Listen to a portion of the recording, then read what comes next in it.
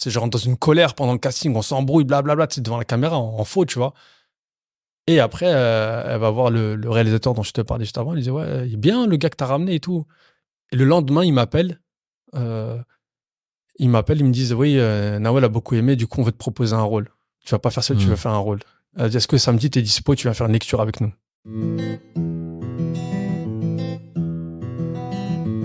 Oyez la popu, bienvenue sur Artisans de l'Esprit, le podcast qui met en avant les personnes de banlieue qui font tout pour s'accomplir. Comprendre leur état d'esprit à travers leur parcours. Ici, tu trouveras des invités sincères, authentiques et sans langue de bois. N'écoute pas les conseils des gens, écoute leur histoire. C'est maintenant sur Artisans de l'Esprit. Je te présente Amine Kassid, acteur, réalisateur et président fondateur de l'association 1789. J'ai envie de commencer par la fin. J'ai envie de commencer par ce que je retiens de cet échange. Eh bien, ce que je retiens, c'est que notre vécu, c'est notre environnement qui nous influence fortement. Il nous influence à faire le choix, celui d'en tirer le bénéfice ou pas. Et si aujourd'hui Amine joue à plusieurs reprises le rôle de policier alors que plus jeune, il s'est confronté à la justice, c'est pas pour rien. Et toi, quel événement t'a influencé pour en arriver là où tu es aujourd'hui? Ceci étant dit, je te souhaite une bonne écoute, un maximum de partage, de j'aime et d'étoiles, c'est important, on fait tout seul, mais on lâche pas le steak.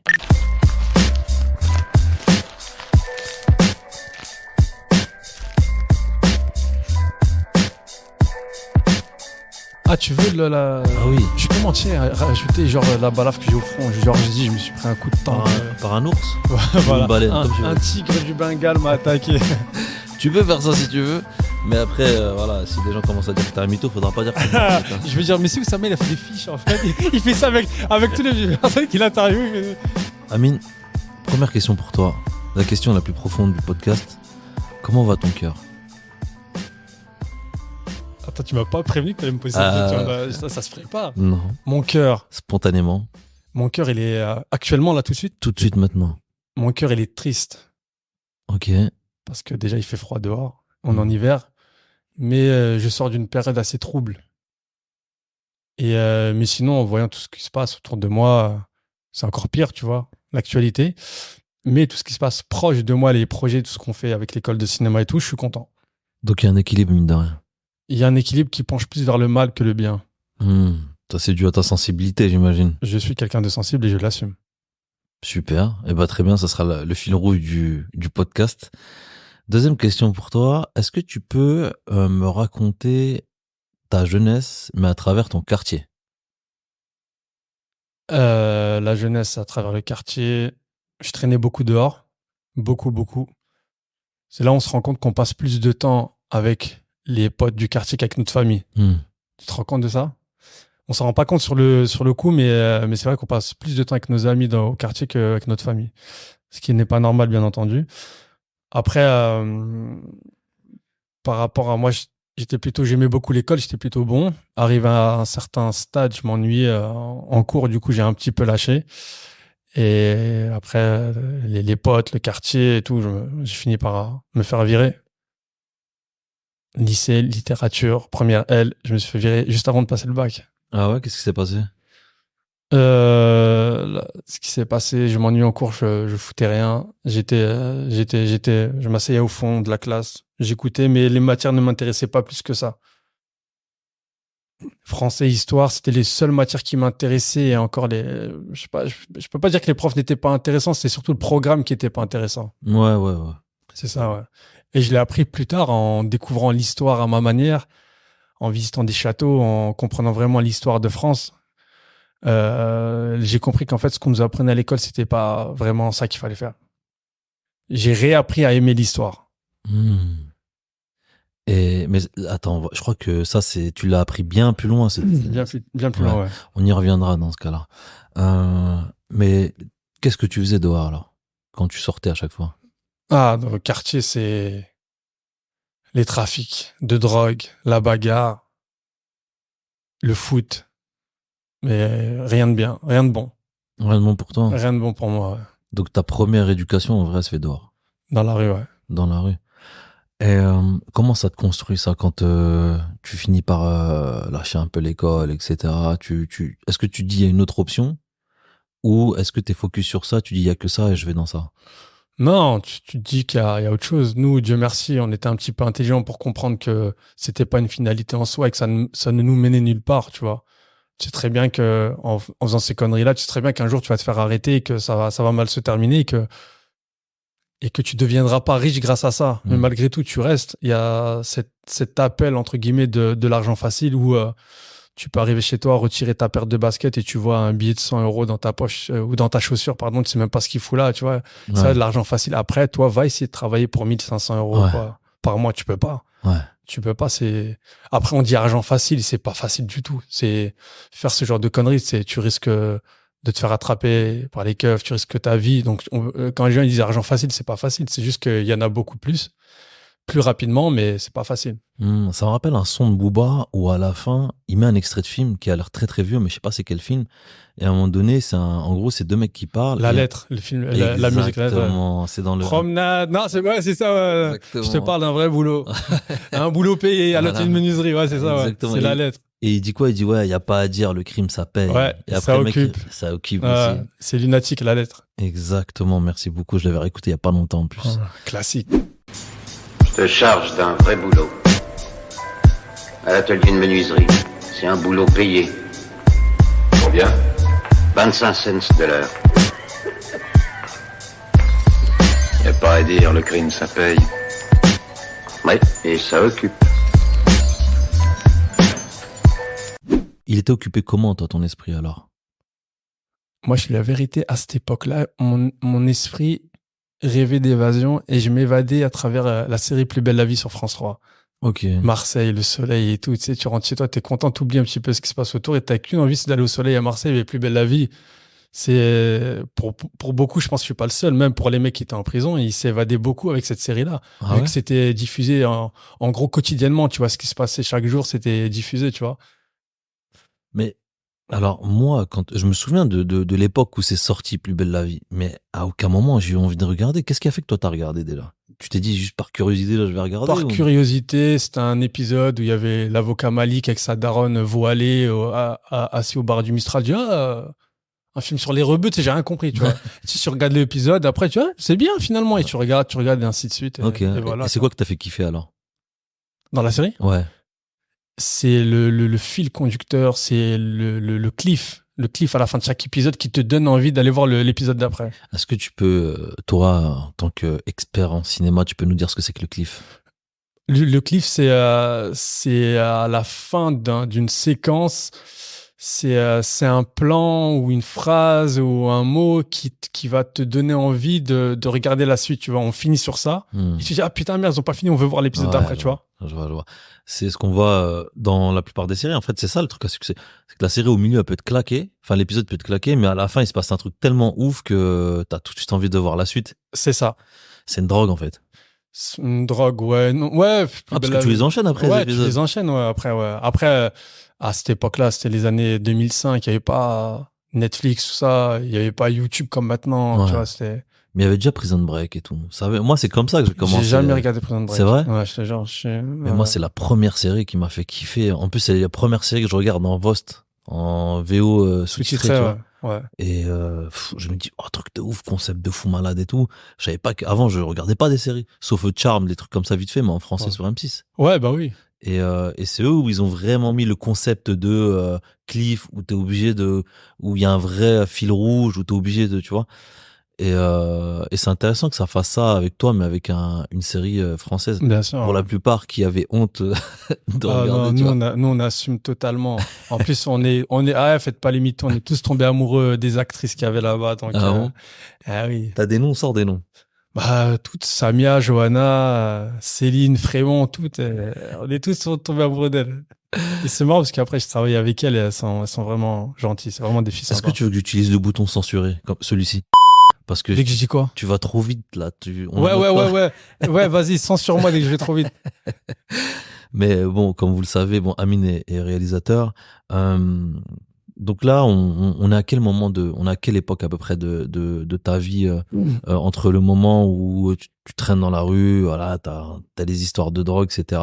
Et puis tu découvres Plus belle la vie. Là, on est dans les années. Moi, c'est par année, c'est pas par période, c'est par année. J'ai une très très bonne mémoire des dates. C'est les années 2004 jusqu'à 2006-2007. C'est l'année où on a découvert le film La Cité de Dieu. Ah oui, c'est pequeño. Les princes de la ville. Et on se prenait vraiment pour les princes de la ville et on foutait la merde, on faisait tout et n'importe quoi. Ah ouais. Ouais, c'est cette époque-là, une époque, ouais, à prescription maintenant, que j'aimerais sortir de ma tête et oublier. Ouais. Parce qu'on foutait vraiment la merde. Mais elle fait partie de ton histoire aussi. Bien sûr, ça te forge, t'as les codes après pour parler à certains jeunes et savoir par quoi ils passent. Tu vois, quand tu vois maintenant les jeunes qui vendent, qui bicravent et tout, tu sais pourquoi ils font ça et t'essaies de leur dire avec tes mots à toi et ton expérience, ton vécu de pas reproduire la même chose et que ça mène à rien, tu vois, ça mène nulle part. Ouais, mais justement, il y a pas. Est-ce que si tu devais comparer les deux époques, tu dirais que la dernière génération, elle est pire ou elle est moins pire? Pire. Pourquoi? Ils sont pires. Nous, on avait un petit peu de respect quand même. Ils respectent rien, c'est des ouf. Et genre, des fois, j'entends des histoires. Ouais. À quel niveau vous avez du respect, vous? On respectait la hiérarchie, tu vois. Les anciens, les trucs et tout. Maintenant, tu leur parles, ils te disent, il y a plus de grands, il y a plus de petits, Ouais. tu vois ce que je veux dire, Hmm. mais voilà, tu vois, c'est comme ça. Après, je sais pas si c'est pas la même génération, tu vois. Maintenant, c'est la génération réseaux sociaux et tout. Donc, tu vois, il y a ce phénomène de vouloir se montrer à travers les snaps, les stories. Ouais. Nous, il y avait pas ça. C'est plus la fame que Voilà, pour vivre, ouais, pour se c'est payer ça, des. ouais, c'est beaucoup se montrer, tu vois. Ok, ok. Donc on avance dans le temps. 2004-2005, tu commences à checker les séries et tout. Comment toi qui fais rien de spécial, qu'est-ce qui se passe entre ce moment-là et le moment où tu commences à rentrer dans le cinéma? Il y a quelques années déjà, mais Non, c'est un peu plus après. c'est après, ouais. C'est après, Ouais. ouais. Mais justement là, juste avant ton entrée dans le cinéma, t'as quand même des moments forts de ta vie qui te marquent. Ouais. Ouais. En fait, moi, toute ma vie, elle est régie par... tu sais, le monde a changé après le 11 septembre 2001. Mm. Il y a l'avant et l'après, c'est 11 septembre 2001. Moi, il y a l'avant et l'après, juillet 2007, Ok. où je me fais attraper dans une grosse affaire de trafic de drogue à l'échelle nationale. Je me fais attraper gare de l'Est et les gars nous avaient tous balance. On s'est fait attraper à ce moment-là. Et moi, je voulais arrêter ça, tu vois. Je parlais avec des frères, je disais, ouais, moi, j'aimerais bien arrêter de ça, mais l'argent facile, ils m'ont dit, si t'es vraiment sincère, un jour, ça s'arrêtera pour toi. Et quelques mois après, ben, justement, je me suis fait péter Ok. par des keufs et j'ai arrêté. Et ça a été une arrestation très, très, très violente. Très, très violente, pardon. Après, voilà, j'ai occupé d'une peine, j'ai été interdit d'Île-de-France pendant 2 ans. Et c'est là, en quittant le quartier, en quittant Cergy, j'ai vu ce que c'était la France. Mm. Nous, la plupart des gens dans les quartiers en banlieue parisienne, quoi tu vas dire, ils ont jamais quitté le quartier, ils sont jamais sortis. Ou pour aller à Paris ou quoi, ouais, mais quand tu sors de l'Île-de-France et que tu vois que la France c'est autre chose, tu te dis, ah ouais, mais en fait, il y a plein de gens, de choses à découvrir, tu Ouais. vois. Et que nous, on était enfermés dans un truc où on voyait toujours la même chose. C'est une sorte et on attrape ce qu'on appelle le syndrome de Stockholm, tu vois. Mm. On est pris dans une prison à ciel ouvert, tu vois. C'est Fiou et Medine, ils en ont fait une chanson, tu Ouais. vois. Et à partir de là, ma vision et le monde autour de moi commence à changer, tu vois. Je commence à comprendre certaines choses. Surtout que tu te retrouves seul, t'es obligé de te démerder tout seul, donc t'as une forme de maturité qui vient. T'as une forme de maturité qui vient premièrement parce que quand on te sort d'Île-de-France, donc je fais partie chez des cousins qui m'ont hébergé, et ensuite si tu trouves un appartement, et à partir de là t'as des responsabilités. Et en fait, le fait de m'avoir obligé, je suis obligé de vivre en dehors de l'Île-de-France et de vivre tout seul. Sinon, direction Fleury-Mérogis, mais le fait d'être obligé à ça, t'as pas le choix. Donc tu te dis, vas-y, mais je vais vivre avec ça et tout. Et après, voilà. Et après, je suis resté, j'ai vécu à Nîmes, à Marseille, à Montargis. Ça a duré plusieurs années. C'est là où j'ai commencé à entendre parler, découvrir le cinéma. Mm. Après, il y a une autre affaire pour laquelle j'étais recherché par la police à ce moment-là. Du coup, je me suis caché dans un village perdu au fin fond du Loiret, à Ladon, quelques mois. Et après, j'ai eu mon jugement. J'ai fait une formation pour pour savoir qu'est-ce que je voulais faire dans la vie, quel métier je voulais faire dans la vie. Et les tests m'orientaient toujours vers le cinéma. Et la personne qui me faisait faire les tests, je lui disais, mais madame, je suis dans la merde, j'ai un jugement. Ouais. Il me faut des fiches de paie, il faut que je travaille, vous me parlez de cinéma, vous vous foutez de ma gueule ou quoi, tu vois. Et cette dame-là, elle s'appelle Nadia Bartolucci. Et je l'oublierai jamais. Et si un jour, j'espère la recroiser pour la remercier, parce que c'est la première personne qui m'a dit ça, tu vois, qui m'a fait comprendre que le cinéma était fait pour moi, tu vois. Est-ce que à ce moment-là, tu te rends compte que tu réalises que t'es un homme sensible, voire Non, hypersensible? non, non, non. Ah non, pas du tout. Non, non. J'ai des réactions bizarres par rapport à ce qui se passe dans le monde, par rapport aux gens. Euh, Quoique je commençais à beaucoup aimer les chats, tu vois. J'ai Ouais. plein de chats chez moi. J'étais allergique pourtant, mais quand tu vis avec les chats, l'allergie au bout d'un moment, elle part. J'aimais beaucoup les animaux, beaucoup les chats. Je savais que j'avais une sensibilité, mais pas à ce point-là, tu vois. Et non, non, j'étais loin de connaître tout ça. Mais à l'époque, on n'en parlait même pas de ça. Il y avait Ouais. pas Il y a une de ça, tu pudeur, vois. et même honte. Ouais, non, c'est pas pudeur. Moi, c'est pas ça. C'est que c'était pas répandu comme Ah maintenant. On te oui, parle dans ce sens-là. d'hypersensibilité, HPI, HPE. Tu vois, il y avait pas tout ça. Moi, je connaissais Hmm. pas tout ça, tu vois. Ouais, c'est vrai que ça se démocratise aujourd'hui. Voilà, tu vois. Donc, ouais, aujourd'hui, c'est démocratisé, mais avant, non. Et qu'est-ce que tu te dis, toi, dans la tête, quand tu sais que pendant au moins 2 ans, tu dois te débrouiller, même si tu vis chez de la famille, chez des cousins et tout? Sur le fait de pas pouvoir voir ta famille, de pas rentrer en Île-de-France, voir tes potes, avoir tes Euh, habitudes. la vérité, Ouais. je rentre à Paris en cachette. Ok. Tu veux s'en tirer? Bah, si tu veux. Non, s'en tire pas. Non, j'y allais. Et après, j'y allais souvent. Et après, j'ai fait une conduite sans permis là-bas et je me suis fait courser par les keufs. Une Hmm. course-poursuite. Je suis parti me planquer dans la forêt avec un pote à moi. Je vais pas dire son nom, il va le harak. Et, et après, là, j'ai arrêté. J'ai dit, non, c'est bon, je reviens plus. Et je suis parti. Et après, voilà, il y a eu le jugement. Ça, c'est, voilà, j'ai copé d'un an ferme et un an de sursis. Et après, je suis revenu en Île-de-France. J'ai travaillé dans la fibre optique et c'est là où ça a commencé pour moi. 2008-2009. Ouais. J'étais avec mon collègue et il y avait une personne qui nous prenait en photo dans la rue, à Belleville. Et, on est parti la voir, limite pour l'embrouiller. Pourquoi tu nous prends en photo, tu vois? Réflexe. C'est une asiatique. Ouais, direct, réflexe. Que tu prends en photo, on est parano. À Ouais. croire qu'on faisait là le trafic alors qu'on Ouais. faisait rien du tout. Je nous prends en photo, on sait pas pourquoi, tu vois. Elle a dit non, mais en fait, je tourne un film qui s'appelle Belleville Story. On va tourner un film bientôt et on a besoin de visages marqués un peu comme vous, tu vois. Nous, avec nos têtes cramées, on a dit ouais, ben, d'accord. Comment on fait? Elle dit ouais, je vous appelle. Et je vous appelais. C'était au mois de novembre, je me rappelle, et au mois de février, elle nous a appelés. On l'a tourné dans ce film-là en tant que figurant dans une boîte de nuit. Je suis jamais parti en boîte de nuit, sauf ce jour-là. C'était la Ouais. première fois de ma vie et la dernière. Et on a tourné toute la nuit. On était plusieurs dans la boîte de nuit. Et les caméras, les acteurs, la bagarre, les trucs et tout dans la boîte de nuit. J'ai tellement kiffé. J'ai dit, je veux plus rien faire d'autre que ça. Ok.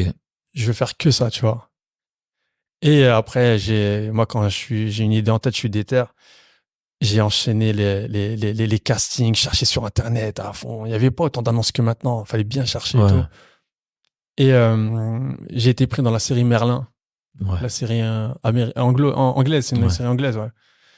Et meilleur tournage de toute ma vie jusqu'à aujourd'hui. Parce que ça réunit tes deux passions. Ça a réuni mes deux passions qui, à l'époque, je ne savais pas que c'était ma passion. Les châteaux forts, les histoires de KPDP, le Moyen-Âge et le cinéma, tu vois. Et c'était incroyable. Je C'était tapais quoi une ton heure. rôle? J'étais le chevalier du prince Arthur. Ok. On était plusieurs chevaliers et j'ai tourné dans toute la saison 2 et au fur et à mesure des mois qui passent, les chevaliers meurent un par un, tués par un Mhm. dragon, tués par un singe qui vole ou quoi. Mhm. Et moi, je suis resté jusqu'au l'un des derniers. Et j'ai dit à l'assistante mise en scène, j'ai dit, pourquoi moi, ils me tuent pas? J'ai vu les mecs qui sont vraiment des gueules de chevalier, cheveux longs et tout. Ouais. Et ils correspondent. Elle me dit, non, la production, ils aiment bien ta tête, donc ils te laissent. C'est franchement incroyable, magnifique. Et j'ai trop kiffé cette expérience-là. Et j'imagine que t'étais sur place comme un enfant, en vrai. Comme un gosse. Sur place, je vais t'expliquer un truc très important. Et pour que tu comprennes. Sur place, quand on tournait pas, les comédiens, les figurants, les silhouettes, ce qu'ils faisaient, ils allaient en pause. Ils allaient en pause et ils se plaignaient des conditions de tournage. Oh, on tourne trop longtemps. Alors que moi, j'étais tellement heureux. Et moi, je viens je travaillais en fibre optique avant, je travaillais à l'usine, tu vois. Donc, je me dis, les gars, on est payés à rester debout, à parler, à marcher et vous vous plaignez, tu vois. Eux, quand ils allaient en loge se reposer ou à la cantine, moi, je restais à côté du réalisateur. Et le réalisateur, c'était des réalisateurs anglais, tu vois. Moi, je parlais pas trop anglais. Mais now, I am speaking English. Very good. Yeah. Je reviens de New York il y a pas longtemps. Et je parlais pas anglais. Et je restais à côté du réalisateur. Et au bout de 2-3 semaines, il m'a dit, pourquoi tu vas pas en pause avec les autres? Je dis, non. Je dis, I want to learn. I want to do like this, tu vois. Je voulais vraiment apprendre à faire comme eux, tu vois. Donc, il y a personne qui parlait français là-bas. Ils parlaient tous anglais.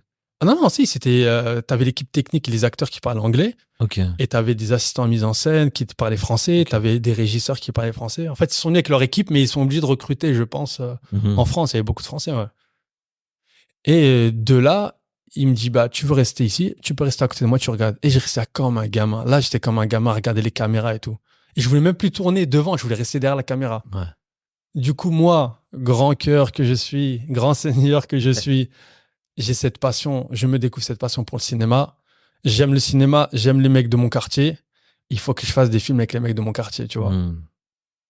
Et cette époque-là, c'était l'époque où le cinéma UGC venait d'ouvrir dans ma ville. Et on squattait dedans, on rentrait par derrière. C'était l'époque où les séances, c'était à 10h du matin.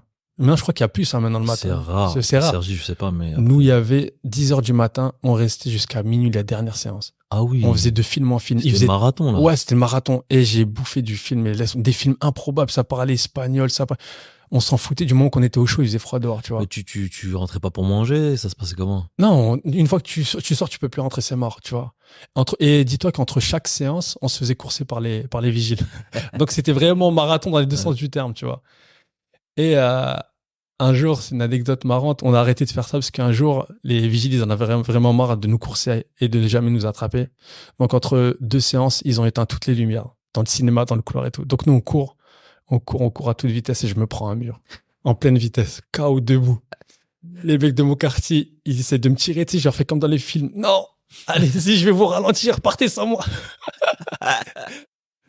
Et après, ils m'ont mis dans le cinéma, j'étais allongé par terre, j'étais KO. J'ai dit, ça, les gars, moi, j'arrête.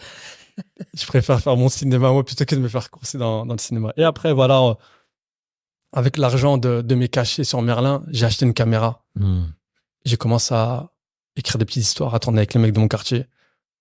Et c'était l'époque où il y avait pas que nous, il y avait d'autres gens qui faisaient ça, tu sais, dans le quartier, un week-end toute la semaine, tu sais, il y avait beaucoup de gens qui faisaient ça. Et nous, franchement, on arrivait à tirer notre épingle du jeu. On faisait des courts-métrages et tout, mais on se disait, ouais, nous, ça nous fait rire, mais qu'est-ce que ça vaut? Venons les mettre sur Internet. On verra directement est-ce qu'on est fait pour ça ou pas. On a mis sur YouTube et on a commencé à avoir des millions de vues. Ok. Pas des dizaines de milliers ou des centaines de milliers, des millions de vues. Les gens commencent à nous reconnaître dans la rue et tout. Et c'est là où moi, ma motivation, elle a doublé. Et c'est là où mes potes du quartier sont partis en couille. Ok. Alors attends, juste pour contextualiser, c'était quel genre de vidéo? Des courts-métrages humoristiques, des courts-métrages humoristiques sur la vidéo, dans le quartier, tu vois, rien de... Ça s'appelait comment? Il y avait plusieurs trucs. Il y avait une série qu'on avait fait qui s'appelait Histoire de meuf, où on racontait nos galères avec les filles. Après, il y avait plein de courts-métrages qui, moi, aujourd'hui, je les ai retirés de YouTube parce que j'assume plus, frère. D'accord, c'est pour ça. Elles sont en non répertoriées, elles sont sur YouTube, mais je les ai bloquées. C'est pour ça que je les ai pas trouvées. Voilà, ouais. Et donc, voilà, on a commencé. Et comme je te disais, cette petite notoriété les a rendus ouf. Pour certains. Ça a commencé à faire des courts-métrages que pour plaire aux filles. Ça, au lieu de venir en tournage, ça restait avec des filles qu'ils avaient rencontrées suite au tournage, tu vois, sur Internet et tout, tu vois. Et moi, je leur ai dit, les gars, ça se battait pour des flashs de vodka sur les tournages. Ça préférait aller sortir en soirée. Ça préférait taper des photos avec les gens plutôt que de venir tourner. Tu sais, plein de trucs comme ça qui, moi, au bout d'un moment, m'ont saoulé. Et je leur ai dit, moi, je vais arrêter. J'arrête. Mais toi, quand tu fais ça, c'est quoi ton objectif? C'était de continuer, qu'on en fasse notre métier. Ok. Eux, c'était quoi leur objectif? S'amuser. Il n'y avait pas spécialement, ils t'ont suivi parce que tu les as chauffés et puis, ok. C'est ça aussi la diff. En fait, ils m'ont suivi au début parce que c'est nouveau. Ouais, les vidéos, nanana. Et au bout d'un moment, ils rentrent dans un truc où pour eux, c'était normal et banal qu'on fasse plein de vues et que les gens nous reconnaissent dans la rue, tu vois. Alors que non, je leur expliquais que c'est un truc de ouf. De base, on n'était pas fait pour ça. Et du coup, j'ai décidé de trouver une école de cinéma pour avoir un diplôme. Ok. Et j'avais une école dans le sud de la France qui alliait plein de choses que je voulais. Premièrement, la réalisation cinématographique, le journalisme, parce que ça m'intéressait beaucoup être journaliste, reporter d'image. Et on était proche de Marseille et je voulais faire mon stage à Plus belle la vie. Ok. Donc c'est comme ça que tu commences à rentrer dans Plus belle la vie, justement. Ouais, c'est comme ça que je commence à entrer là-bas. Je suis arrivé première semaine. Ils nous ont dit, ouais, vous avez le temps pour trouver votre stage. Moi, première semaine, j'avais déjà mon stage. Je te les ai appelés direct. Ils m'ont dit, oui, votre école, on la connaît bien. On peut vous prendre. Et du coup, voilà, j'ai fait mon école. J'ai fait mon stage là-bas. On était 4 de ma classe à avoir fait notre stage à Plus belle la vie. Et la différence entre moi et les 3 autres, c'est que eux, va faire un café, va faire des impressions à l'imprimante et tout. Et moi, je refusais, tu vois. J'ai dit non. Moi, je suis pas là pour ça. Moi, je veux apprendre le taf, tu vois. Donc, attends, parce que il faut avoir tu vois, de se poser et dire, ouais, je veux pas. Parce que normalement, tu viens d'arriver, t'es stagiaire. En plus, un univers totalement nouveau pour toi. C'est très pro et tout. C'était pas totalement nouveau pour moi parce que je connaissais tous les acteurs, oui, c'est vrai que t'avais déjà une expérience. Je connaissais par cœur. Après, le truc, c'est que moi, je savais pourquoi j'étais là. Tu vois, eux, ils ont fait un stage là-bas pour valider leur année et avoir un stage. Non, moi, j'ai fait un stage parce que je savais ce que je voulais, tu vois, j'étais déterminé. Quand on m'a dit, on a commencé à me dire, ouais, va me servir un café et tout, moi, je me suis embrouillé, j'ai dit, non, moi, je suis pas là pour ça. Du coup, j'ai compris que j'allais sauter, qu'ils allaient me virer, tu vois. Question bête, t'étais seul rebeu ou pas? En tant que stagiaire ou sur le tournage? En général, sur le tournage. Non, sur le tournage, on était 3. Ok. On était pas beaucoup, ouais. On était pas beaucoup, 2-3, ouais. Et franchement, ouais, j'étais content du stage, j'étais content de rencontrer les stars que je voyais à la télé, entre guillemets. Pour moi, c'était des stars, tu vois, j'étais content. Ouais. Et après, voilà, je me suis embrouillé avec eux parce que je refusais de faire ce qu'ils me disaient de faire. Moi, je voulais apprendre vraiment à être assistant réalisateur. Donc, j'avais compris que j'allais me faire virer. Je me suis embrouillé de ouf avec certains d'entre là-bas, tu vois. Ça m'a même proposé des têtes à tête dehors. Ah ouais? Ouais, parce qu'un jour, je suis venu avec le maillot du PSG et c'est parti en vrille. Ah ouais. Provocation. Non, mais parce que je me suis dit, ça y est, je vais pas revenir, je vais me faire virer, autant jouer la provocation jusqu'au bout, tu vois. J'avais le maillot de Zlatan, je suis allé là-bas, normal. Et non, et franchement, c'était, voilà, après, bizarrement, les 3 autres, ils les ont pas gardés. Et moi, ils m'ont rappelé. Signé un contrat à la fin de mon école, j'ai eu mon diplôme avec mention. Bien, ils m'ont appelé pour, merci mon ami. Ils m'ont appelé pour un contrat, et voilà, contrat intermittent. Je faisais des sessions. Je suis resté 4 ans à Plus belle la vie. Et tu sais qu'à cette époque-là, j'ai des amis qui sont en prison et qui m'appellent, ils me disent, ouais, passe-moi Charles Frémont, je vais lui parler. Parce qu'ils regardaient, ils regardaient tous les jours la série, tu vois. Je lui dis, mais qu'est-ce que je te le passe? Ouais, il s'appelle Alexandre, le gars. Je dis, Alexandre, tiens, il y a un pote à moi, il veut te parler. Qu'est-ce que je lui dis? Ouais, ça fait des beaux souvenirs quand même. Ça dure ah ouais, incroyable. Du non, bien, plus belle la vie, j'ai beaucoup appris. J'ai rencontré des gens formidables. Ils m'ont franchement trop. Mais il y a des gens avec qui je suis encore ami. Tu vois, que ce soit des acteurs, des techniciens, on est encore amis aujourd'hui, tu vois. Et justement, tu fais 4 ans dans un environnement totalement professionnel, français, dans la série que tu kiffes le plus à ce moment-là. Est-ce que le Amine qui vivait dans le quartier, qui était jeune, et le Amine qui a travaillé avec Plus belle la vie étaient différents? Bah oui. Bah, enfin, au fin fond de moi, non, mais pourquoi non? Parce que même quand je traînais au quartier, tout, j'ai toujours été gentil, tu vois. Ok. J'ai toujours été. Je donne un exemple, c'est, tu vois, par exemple, quand tu vends du pilon, tu vends des trucs, les mecs qui payent pas. La règle, c'est tabassage. Ouais. Moi, jamais je l'ai laissé, tu vois, je m'en foutais, j'en avais rien à foutre, tu vois. Donc, j'ai pas jamais fait de hagra, tu vois. Et même pour te dire, quand nous, on se bagarrait ou qu'on agressait quelqu'un ou quoi, on attaquait toujours quelqu'un de notre gabarit, tu vois, de notre âge. Jamais quelqu'un de plus faible. Il n'y avait pas de ça chez nous, tu vois. Ouais. Et non, et Plus belle la vie, ouais, non. Des fois, j'étais sur le temps de Plus belle la vie, je regardais, je me disais, ouais, c'est incroyable, je suis là, tu vois, j'y croyais pas. Plein de fois, ça me le faisait. Je me disais, mais en fait, je suis là, j'y croyais pas, tu vois. Et voilà, super expérience, tu vois. Et est-ce que c'est la première fois que déjà, est-ce que t'es épanoui et est-ce que c'est la première fois que tu te sens épanoui? Ouais, j'étais heureux de ouf. Franchement, je vivais à Paris. Mais je faisais des allers-retours, je restais 2 semaines à Marseille. C'était par session de 2 semaines. 1 semaine prépa, 1 semaine tournage. Je remontais à Paris. 1 semaine, 2 semaines de repos, je redescendais. Et ainsi de suite. Pendant 4 ans, j'ai fait ça. Donc, les 4 ans se terminent. Qu'est-ce que tu te dis? C'est moi, je décide d'arrêter. Ok. Je voulais aller chez la concurrence. Ok. Scène de ménage. Sacré concu. Ouais, scène de ménage, je leur ai couru après pendant pas mal d'années pour travailler avec eux. Et là-bas, ils ont une équipe, ils avaient une équipe de ouf, je sais plus comment c'est maintenant, ils avaient une équipe de ouf. Mais pourquoi scène de ménage? Parce que je voulais changer. Pareil, scène de ménage, j'aimais aussi, tu vois. J'aimais aussi, je me suis dit, j'ai pu travailler Plus belle la vie, je peux travailler scène de ménage, tu vois. Et j'ai contacté un gars là-bas qui s'appelait Jean-Eudes, incroyable, un mec incroyablement gentil. Caroline aussi, qui s'est bien occupée de moi, ils m'ont pris sous leur aile et franchement, ils ont été tellement gentils avec moi, tu vois, que limite quand j'ai arrêté, tu vois, j'étais gêné, tu vois, de partir. Mais franchement, ils ont vraiment été trop cool avec moi. Comment ça t'a forgé, là, ces expériences-là? J'ai appris à vitesse grand max. J'ai appris à une telle vitesse sur le terrain, t'apprends tellement vite. Que ce soit Plus belle la vie, en fait, ce qu'il faut savoir, c'est que c'est une usine. Ça débite à mort. Tu vois, c'est, en termes de technicité, c'est très réputé. Tu peux dire ce que tu peux aimer ou pas aimer, tu vois. Niveau de technicité, c'est une machine de guerre. Qu'est-ce que tu entends par technicité? C'est-à-dire que chaque jour, il fallait balancer 20 minutes de diffusable, tu vois. Ok. 20 minutes.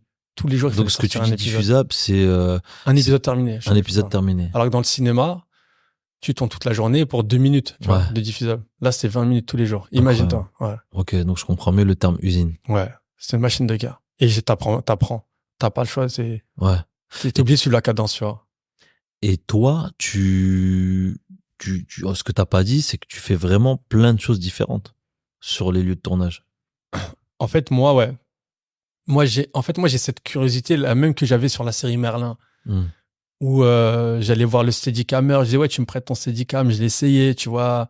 Une fois il manquait un perchman au son, je me suis proposé volontairement pour apprendre le son, tu vois. Et la régie, je donnais un coup de main en régie, j'aimais beaucoup les réalisateurs, j'observais comment ils travaillaient en silence, je parlais pas, tu vois. Et même les maquilleuses, un truc tout bête, je restais beaucoup discuter avec le HMC. Ok. Elle c'était trop gentille. C'est quoi le HMC? Habillage, maquillage, coiffure. Je restais avec elle, on discutait pendant des heures parce que ça m'intéressait. Ok. Tu vois, c'est des métiers de passion. Les gens, ils font ça avec la passion et ça m'intéresse, tu vois. J'étais curieux. À partir de quand tu décides de reprendre la réalisation de court-métrage? Après scène de ménage. En fait, je me sens frustré et jaloux. J'étais jaloux. Quand on terminait un épisode, que je le voyais à la télé ou autre, je me disais, putain, le réalisateur, il se dit, ouais, c'est moi qui ai pondu ça. Tu vois, je dis, non, faut que je fasse pareil. C'est intéressant comme émotion, ça, le fait d'être jaloux. Ouais. Alors que quand même, on va dire que dans le domaine, tu restes jeune. Ouais, mais même, tu vois, ils étaient tous anciens, tous les réalisateurs avec qui j'ai collaboré, ils avaient tous plus de 40 ans, tu vois. Ouais. Mais moi, j'avais la dalle, je voulais prendre leur place, tu vois. Et j'étais pas légitime à le faire. Mais voilà, je décide de reprendre les courts-métrages, reprendre les productions, reprendre... Donc, premier court-métrage, comment ça se passe? Non, le premier court-métrage, je l'ai tourné moi, je suis autodidacte de base, avant de faire l'école. J'ai commencé en 2009, premier court-métrage. C'est lequel, celui-là? J'ai honte. Il s'appelle J'ai honte. Ouais, voilà, on va dire qu'il s'appelle J'ai honte. Okay. J'ai honte, ouais. Pourquoi t'en as honte aujourd'hui, alors que j'imagine qu'au début, quand tu l'as fait, t'en étais fier? En fait, le premier court-métrage qu'on a fait, on était dans un sous-sol. Il faisait froid, on galérait. On avait installé une télé, une play. J'ai dit, les gars, venez, on tourne un truc. Et on foutait tellement n'importe quoi. Le caméraman, il était mort de rire, la caméra elle tremblait, tu vois. Pendant tout le court-métrage, la caméra elle tremble, tu vois. Et ça a commencé comme ça, tu vois. Après, voilà, on tournait. Et j'ai traversé une période assez dure où vraiment, je pense que j'étais en dépression parce que je rentrais chez moi. Des fois, je pleurais parce que les mecs de mon quartier, il y en avait qui se foutaient de ma gueule, tu vois. Mais ça, tu me parles des courts-métrages que tu faisais avec tes potes. Avec mes potes. Moi, je te parle du premier court-métrage que t'as fait toi tout seul. Professionnel. Ouais. Ah, oui. Non, rien à voir. Non, ça, j'en suis encore fier. Il est encore sur YouTube, par contre. Non, j'en ai fait plein. J'ai fait un court-métrage qui s'appelle IAR, qui m'a apporté beaucoup de problèmes. Oh, parce que il y a la police d'à côté, voilà, et les jeunes de l'autre. Et le problème, c'est qu'il y a des vrais policiers qui ont tourné dans le film. Et dans le film, on crame un policier, du coup, convoqué dans le bureau du préfet du Val d'Oise. les policiers qui ont tourné dans le film convoqués au commissariat pour Ah ouais. justifier d'où viennent les armes. Ouais.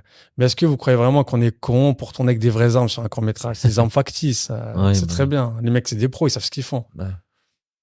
Et voilà, on a enchaîné les festivals, les prix. Et là, quand tu gagnes des prix dans plusieurs festivals à travers toute la France, tu te dis qu'il y a quelque chose à faire. T'es parti jusqu'où pour ton premier festival? Jusqu'où je suis parti? Dans quelle ville? Ouais. Je suis allé jusqu'à Carros, à côté de Nice. C'est ton plus bel exemple? Non, mon préféré. Parce que j'aimais bien le festival de Vitry-sur-Seine, parce qu'on est allé, c'était vraiment l'ambiance, c'était pour Ouais. l'ambiance, c'était le bordel, j'aimais Ouais. trop. Il y avait plein de courts-métrages et tout. Et je m'en souviens que j'avais balancé le court-métrage à R, et à ce moment-là, ben, on est à Vitry, donc t'avais tous les mecs de Vitry dans la salle. Et ce qui était marrant, c'est que quand ils balançaient des films de Vitry, ouais, trop bien, Ouais. nana, tu vois. Et quand moi je balance mon film et qu'ils disent que je viens de Cergy, ouh, et plus le film il avance, plus t'entends, ouh, hein, et il y a un silence, ils sont tous attirés, tu vois, par le film. Ouais. Et bah, bien entendu, tu te doutes bien que vote du public, j'ai perdu. Logique. Mais non, mais c'était top, franchement, super expérience. T'as fait pas mal de courts-métrages. T'as fait aussi... t'as commencé à rentrer vraiment dans l'acting et je sais que t'as tourné dans ces 2-3 dernières années dans un long métrage, La Bataille du Rail. Ouais. Après, il y a un court métrage, c'est Les Yeux baissés. Et puis, il y a le dernier qui a quand même fait même s'il a beaucoup fait parler de lui, là, il a eu un succès quand même, c'est Jusqu'ici tout va bien de Nawel Madani, donc qui est diffusé sur Netflix. Il y a un point commun entre ces trois. Non, Les Yeux baissés, il date, hein. C'était mon Ouais. premier court-métrage en tant qu'acteur. C'était en 2009, je crois. Ouais, Les Yeux baissés, ouais. Ouais. Mais il y a quand même un point commun entre les trois. Ah ouais? C'est que déjà, t'as toujours l'uniforme. Ah ouais? Les Yeux baissés, je me rappelle même plus, voilà. Les Yeux baissés, je l'ai pas vu, mais j'ai vu des photos. Ouais. Tu vois, je crois que ça traite de la guerre. Ah, tu parles de celui-là? Oui, oui, Eh oui. oui. Film de Kamel Lazrak. Oui, Exactement. oui. J'étais un soldat, ouais. Ouais. Et les deux autres, t'es policier dedans. Ouais. Donc, tu vois, il y a quand même un espèce de fil rouge durant toute ta vie De Ou- l'uniforme. de l'uniforme. Non, parce qu'après, attention, j'ai refusé plein de rôles. Des fois, j'ai refusé des trucs, c'est la vérité. Et c'est aussi ça qui m'a motivé à faire mes propres scénarios. C'est qu'il y a des scénarios où ils s'étaient éclatés contre le mur. Ouais, Tu vois ce que je veux dire? ouais, bien sûr. Et après, ouais, mais après, mais entre le film La Bataille du Rail et la série de Nawel Madani, il y a un lien, c'est-à-dire que mais comme je te disais, je discutais beaucoup avec le HMC, La Ouais. Plus Belle la Vie, les costumières et tout. Ouais. La costumière qui travaille sur La Bataille du Rail, c'est elle qui m'a parlé du casting de ce film-là. Mmh. Le réalisateur m'a fait passer le casting, il m'a dit ok, je te prends. Et j'ai fait le tournage. Ça a été diffusé sur Canal+. Et ce même réalisateur-là, il devait co-réaliser la série avec Nawel Madani. Du coup, il D'accord. fait appel à moi. Il dit à Nawel, voilà, j'ai un gars, c'était pour un rôle, pour une silhouette, tu vois. Ouais. J'arrive pour une silhouette, je fais le casting avec Nawel, et finalement, Nawel Madani a beaucoup aimé Ouais. ma prestation devant la caméra. Tu peux développer un peu ce casting-là? C'était la silhouette du frère, je crois, comme ça. En fait, à un moment donné, dans la série, oui, Nawel Madani s'embrouille avec ses 4 beaux-frères, et moi, je devais jouer un des beaux-frères. Ok. D'ailleurs, les mecs dans la série, ils étaient là le jour du casting avec moi, tu vois. Mmh. Et Nawel, pendant le casting, donne ses consignes, tu vois. J'ai appliqué ce qu'elle a dit, à la lettre. Et tu sais, je rentre dans une colère pendant le casting, on s'embrouille, blablabla, tu sais, devant la caméra, en faux, tu vois. Et après, elle va voir le réalisateur dont je te parlais juste avant. Il disait, ouais, il est bien le gars que t'as ramené et tout. Et le lendemain, il m'appelle. Ils me disent, oui, Nawel a beaucoup aimé, du coup, on veut te proposer un rôle. Tu vas pas faire ça, tu vas faire un rôle. Elle dit, est-ce que samedi, t'es dispo, tu viens faire une lecture avec nous? J'ai dit, ok, je suis parti et voilà. Ok, super. Incroyable. Là, tu vois quand même pas mal de monde. C'est la première fois que tu fais une série avec autant de... Alors, je vais pas dire de célébrités, parce que tu as fait d'autres films et de courts-métrages, mais peut-être de personnes auprès de qui toi, tu peux t'identifier en tant que Ouais, mec de quartier. bien sûr, bah, Nawel Madani, je la connaissais vue à la télé, tu vois, je voyais ce qu'elle faisait dans ses spectacles et tout. Du coup, j'étais content de participer à cette aventure-là, tu vois. Et après, je vois le casting, je voyais des acteurs, des actrices intéressantes. Et du coup, je me dis, ouais, ça va être une super expérience. Moi, je t'avoue, le truc qui me faisait peur quand on lisait le scénario et que je voyais mon nom à chaque fois, c'était d'embrasser une fille ou de faire une scène chelou, tu vois. Ouais. Heureusement, il n'y avait pas, tu vois, mais ça, je pense que j'aurais refusé, tu vois. Ouais. Quand même. Nous avons des amis, nous avons une famille. Ma mère, elle m'aurait défoncé. Voilà, tu vois ce que Un je veux peu dire. de pudeur, les amis. Ouais, un tout peu de à pudeur. fait. Ok. Pour combien tu le fais? Non, je l'arrête. Franchement, pose-moi 2000 balles, je fais à Walp. Je rigole. Euh, aujourd'hui, t'as lancé une école de cinéma. Ouais. On a la troisième promo, quatrième promo qui est derrière nous en train de bosser. Il bosse sur l'atelier de lumière là, en ce moment même. Pourquoi ça te tient autant à cœur? C'est pas vraiment une école.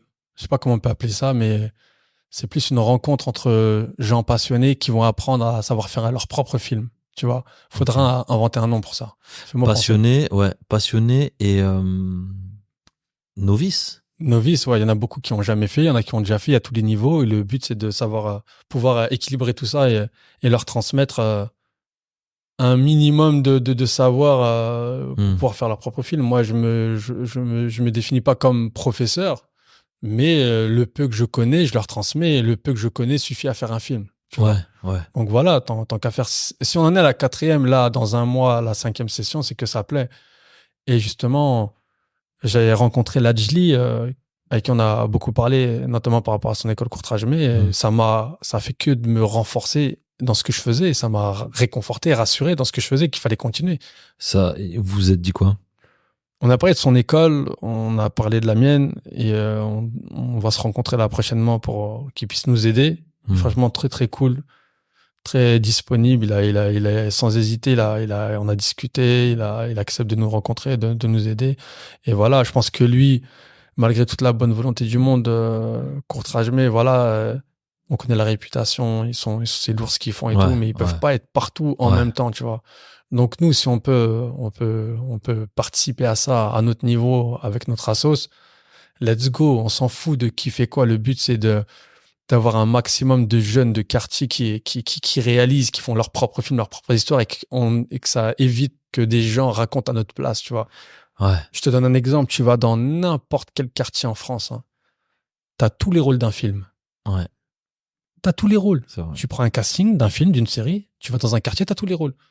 La petite vieille, le grand, le gros, le petit, l'arabe, le chinois, le français, le renois, t'as tout. L'avocat, le médecin. T'as tout dans un quartier. Tu te rends compte les mines d'or que c'est, mais ils continuent à faire ça qu'entre eux, à pas faire de passe D, comme on dit. Ok, je capte. Et mon but et mon rêve, c'est qu'on dépasse le cinéma américain. Et je pense qu'avec ce qu'on est en train de faire là, et ce qu'est en train de faire Lajli avec son école, il y a moyen.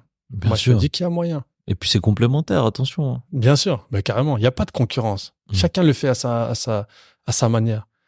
Donc ça peut être que complémentaire pour tout le monde, tu vois. Magnifique. C'est quoi ton objectif pour ça, dans les années à venir?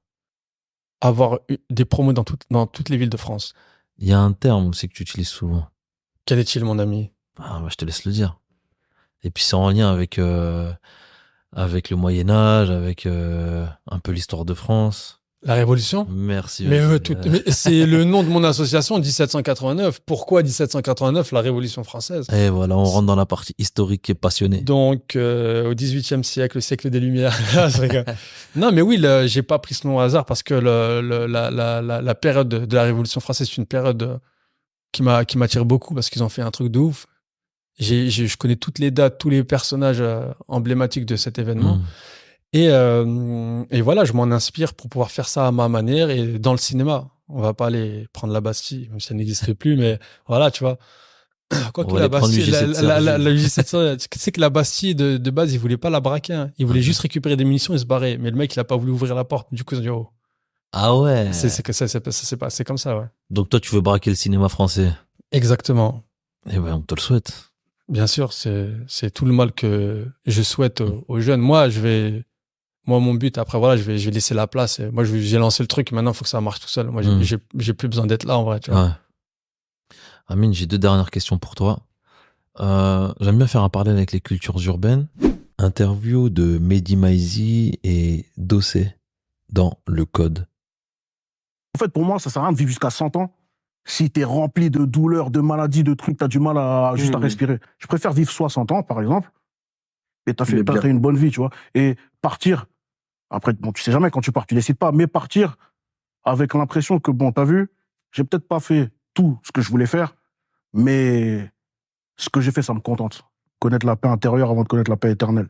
Connaître la paix intérieure avant de connaître la paix internelle. Toi, Amine, à partir de quel moment tu dis « Ok, j'ai fait ce que j'avais à faire, je peux mourir en paix ».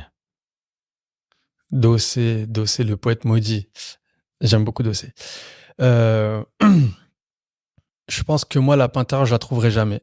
Je pense réellement, sincèrement. Tu sais, il y a un truc que je dis souvent, c'est moi, mon rêve, ce que je veux faire. On sait pourquoi on est sur cette terre, nous musulmans. On n'a pas besoin d'entrer dans les détails, mais on sait pourquoi on est sur cette terre. Mais ce que je voudrais, moi, avant de partir et de mourir, c'est foutre la merde et partir. Dans quel sens foutre la merde? Très bien, très bonne question. Quand je te dis foutre la merde, l'abbé Pierre a foutu la merde et il est parti. Tu vois ce que je veux dire? Avec tout ce qu'il a mis en place. Coluche, il a foutu la merde et il est parti.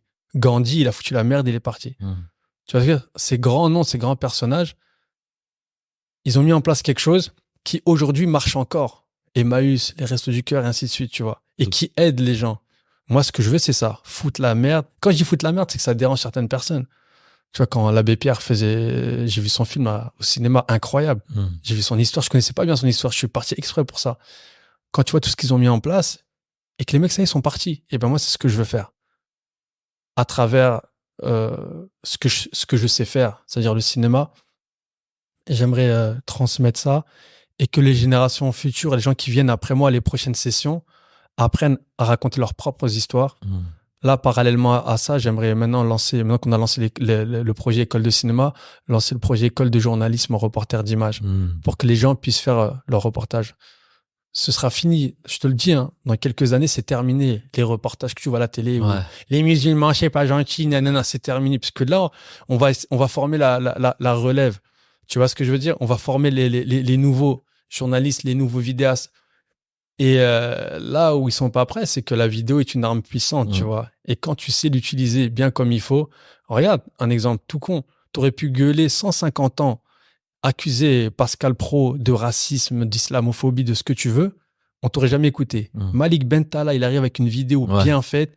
Il met tout le monde d'accord. Combien? 30 millions de vues? Tu vois ce que je veux dire? Et juste avec de l'humour, avec son arme à lui. Son arme, c'est l'humour. Chacun avec son arme, sans violence, sans insulte, sans injure, ça sert à rien. Et tu montres aux gens la vraie vérité, la vraie face des choses. Tu vois ce que je veux dire? Et c'est ce que j'ai envie de faire. Foutre la merde et partir. Mais bon, on te le souhaite, hein, avec toute la bienveillance du monde. Bien entendu, tout à fait. Dernière question, comme l'énigme marron, si tu devais faire le bilan. De ce qu'on vient de se dire, de toi, de tout. Depuis le début. Depuis le début. Franchement, le bilan, c'est... je t'avoue que d'un côté, je regrette certaines choses que j'ai pu faire dans le passé. Mais aujourd'hui, si j'avais pas fait ces choses-là, je serais pas là. Tu vois ce que je veux dire? Elles t'ont construite. Voilà, exactement. Quand moi, il m'arrivait il y a une période où je dormais dans la rue, tu vois. J'étais SDF, je dormais dans la rue. Et, c'était galère de ouf, tu vois. Même on n'avait pas de quoi manger. J'étais avec mon meilleur pote Ousmane. Et c'était vraiment la galère. Et sur le coup, tu te dis que c'est mal, c'est un mal. Mais c'est un mal pour un bien. Ça t'apprend beaucoup de choses, tu vois ce que je veux dire? Par la suite, j'ai travaillé 10 ans à la Croix-Rouge auprès du public SDF, que j'ai pu aider et ressentir exactement ce qu'ils vivaient. Donc, tu as développé ton empathie. J'ai développé mon empathie, mais sans le vouloir, tu vois. Et en sachant ce qu'ils vivent, juste un exemple tout bête, tu vois, quand tu es à la rue, les gens pensent que, t'as envie de manger, t'as envie d'un toit. Pas forcément, oui, mais pas forcément. Le premier but, enfin, la première envie que nous, on avait, c'était surtout de discuter avec les gens. Tu vois, qu'on discute avec les gens et dormir. Tu vois, le truc le plus important, quand tu dors dans la rue, tu passes pas des bonnes nuits. Mais le fait de dormir, c'est tellement un truc on s'en rend pas compte, parce que là, tu rentres chez toi, tu vas dormir. Mais le fait de dormir, c'était vraiment le truc dont, même après avoir parlé avec plein d'usagers, de gens à la rue, de sans-abri, nous, ce qu'on veut, c'est dormir. Juste passer une nuit bien. Et après, on reprend notre vie dans la rue et tout, y a pas de problème. Mais de temps en temps, une nuit à l'hôtel, une nuit au chaud, doucher, dormir et tout, ça, c'est plus important. C'est même plus important que manger, tu vois. Donc, bah, écoute, merci à toi, Amine. Où est-ce qu'on peut te suivre? Sur Instagram. Qui n'est pas abonné à mon Instagram? C'est la phrase qu'on sort tout le temps. Ouais, sur Insta, on va reprendre la chaîne YouTube là, mais beaucoup sur Instagram. Amin Kassid. Amin.Kassid et l'Instagram de l'association, association 1789. Et voilà, et on continue, l'aventure continue et c'est que le début, comme je leur dis, là, ils sont contents parce qu'on est plein. Hier, on a fait une session pour recruter les nouveaux apprenants. On était plus de 80. Et c'est que le début, c'est rien encore. C'est rien quand on va vraiment se développer partout. Et là, ils comprendront la merde qu'on veut foutre, tu vois. Ça marche, on reste sur ça, là. Merci à toi. Merci Osama. Salut les man, l'ami, fais à ton âme la vie. Continue, on voit de la fraîche que je continue.